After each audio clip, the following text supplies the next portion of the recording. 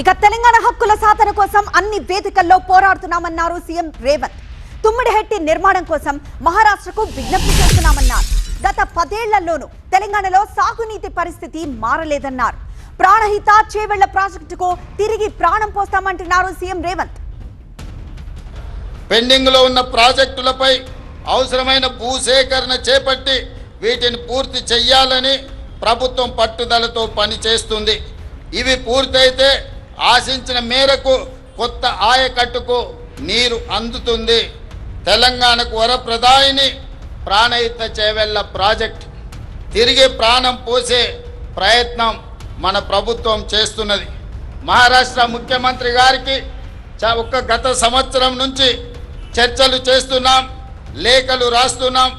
వారితో చర్చించి తుమ్మిడిహెట్టి బ్యారేజీ దగ్గర